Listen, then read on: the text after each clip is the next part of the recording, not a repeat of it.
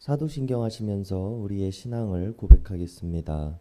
전능하사 천지를 만드신 하나님 아버지를 내가 믿사오며 그 외아들 우리 주 예수 그리스도를 믿사오니 이는 성령으로 잉태하사 동정녀 마리아에게 나시고 본디오 빌라도에게 고난을 받으사 십자가에 못 박혀 죽으시고 장사한 지 사흘 만에 죽은 자 가운데서 다시 살아나시며 하늘에 오르사 전능하신 하나님 우편에 앉아 계시다가 저리로서 산 자와 죽은 자를 심판하러 오시리라.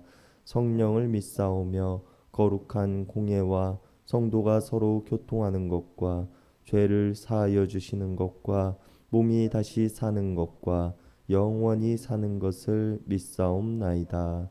아멘. 우리 찬송가 486장, 통합 찬송가 474장 부르시겠습니다.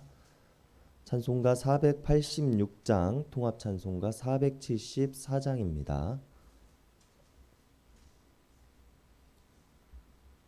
이 세상에 근심된 일이 많고 참 평안을 몰랐구나.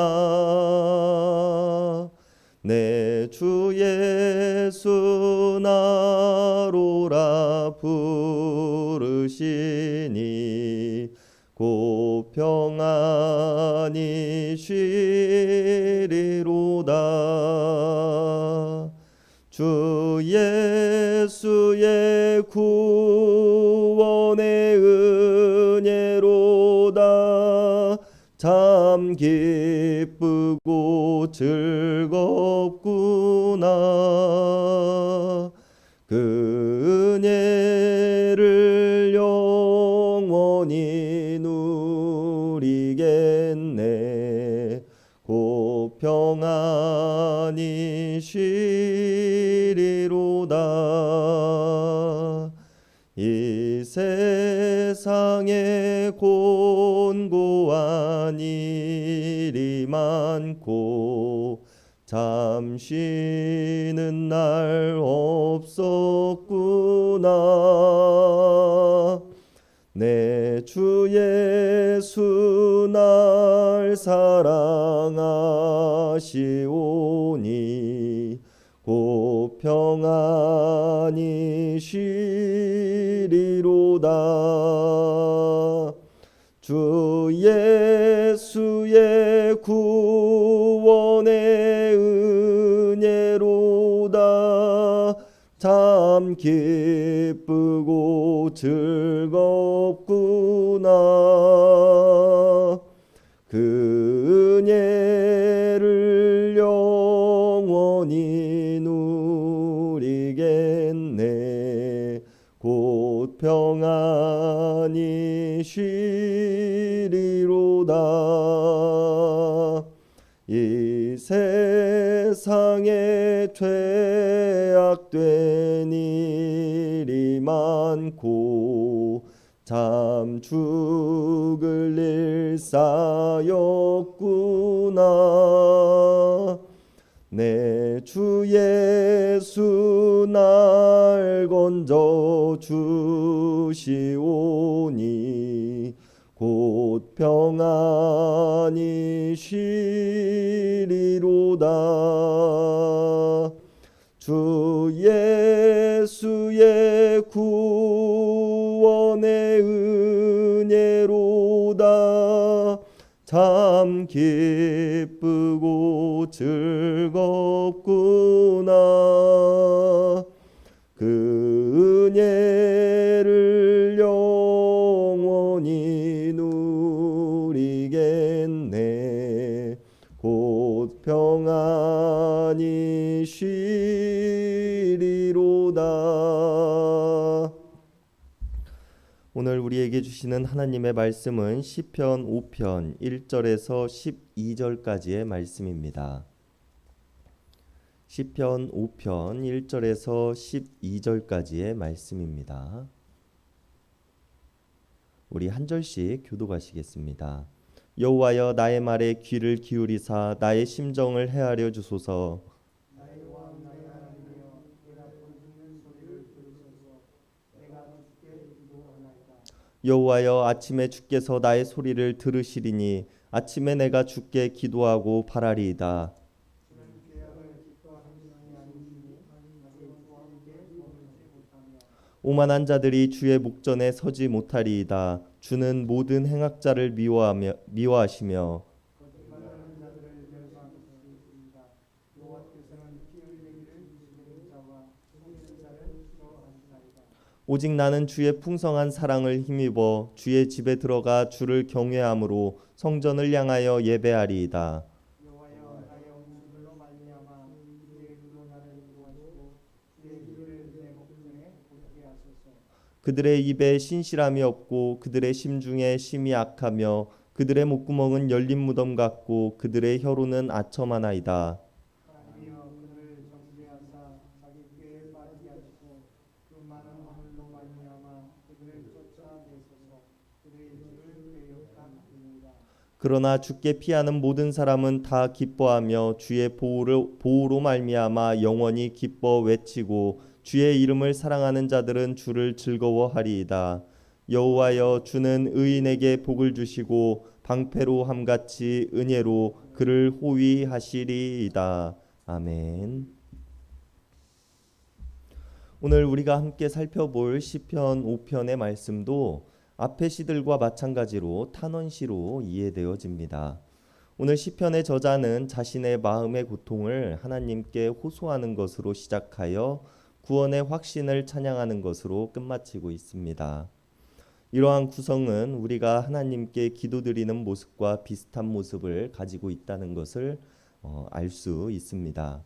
내가 처한 암담한 상황을 하나님께 호소하고 하나님의 공의로우심을 인정하는 신앙 고백과 그 공의로우심으로 악인을 심판하시며 의인을 보호하실 것에 대한 하나님에 대한 확신으로 이루어져 있는 모습입니다. 오늘 시편 저자의 모습도 그렇지만 우리들 또한 하나님께 기도드림이 절망을 희망으로, 고통을 평안으로, 분노를 기쁨으로 변화시키는 능력을 경험하고 계실 것입니다. 그렇기에 우리가 오늘 기도하는 마음으로 시편 5편의 말씀을 살펴본다면 시인이 처한 상황에서 그의 심정과 간절함을 우리가 느껴볼 수 있을 것입니다.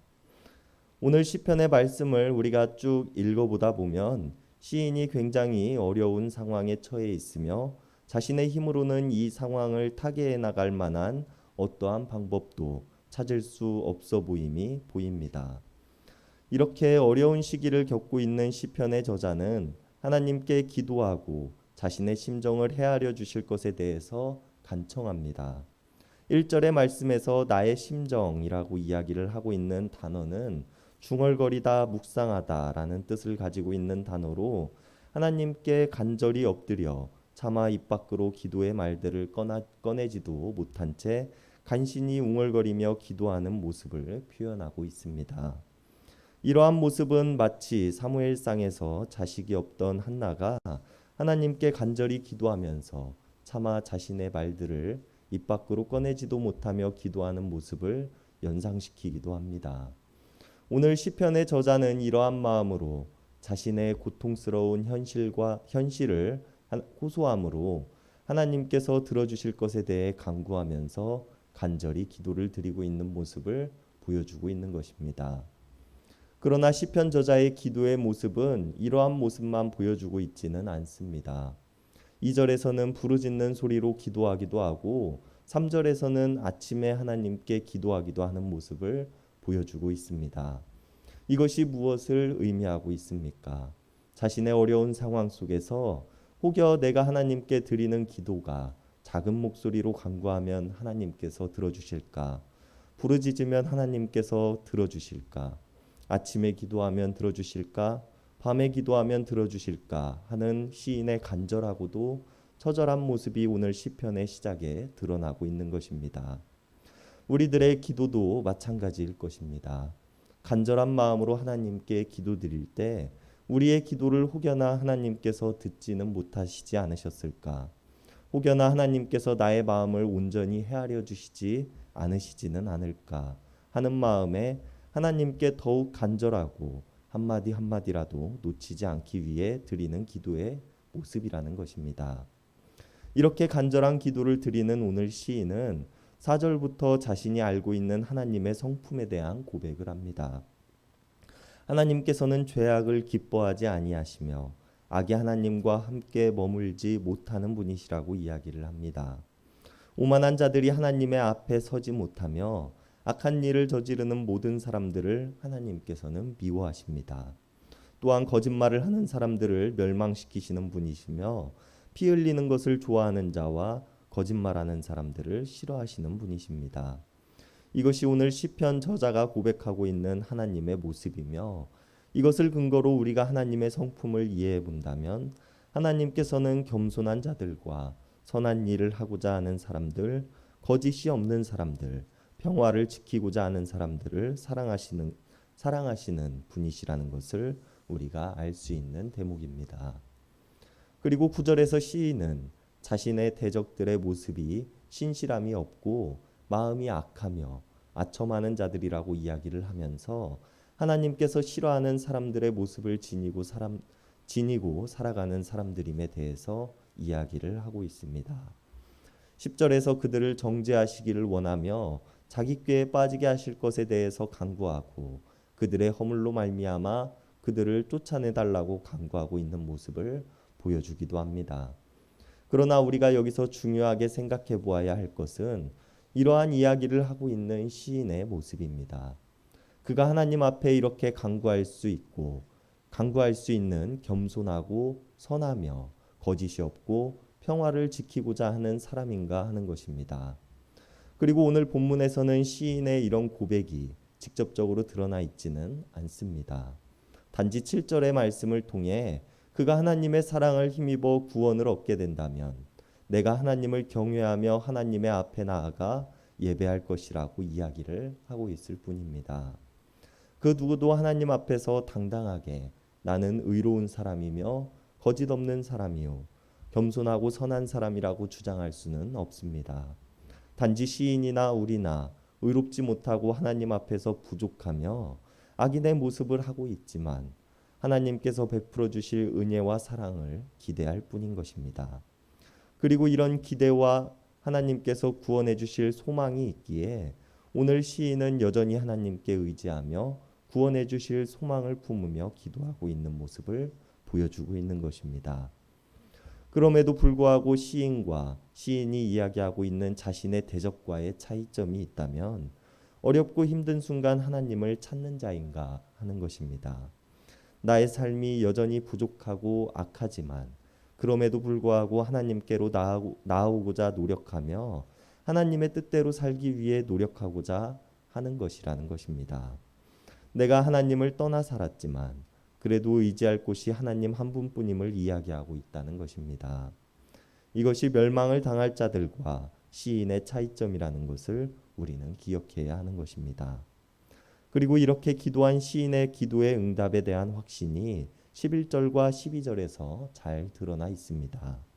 하나님께 피하는 모든 사람은 다 기뻐할 것이며 하나님의 보호로 말미암아 영원히 기뻐 외치게 될 것이고 하나님의 이름을 사랑하는 자들은 하나님을 즐거워하게 될 것이라고 이야기를 합니다. 앞서 이야기를 하였듯이 하나님께 기도드림을 통하여 자신의 마음의 절망이 희망으로 고통이 평안으로 분노가 기쁨으로 변화되는 경험을 이 시인은 하고 있는 것입니다. 어제 목사님께서도 말씀하셨듯이 선취된 약속에 대한 확신을 가지게 되는 모습이며 기도를 통하여 당장 자신의 처지가 변하여진 것도 아니며 여전히 어려움 가운데서 살아가고 있지만 나를 구원하실 하나님을 믿음으로 기뻐하고 있는 모습을 보여주고 있는 것입니다. 그리고 우리들의 삶 또한 마찬가지입니다.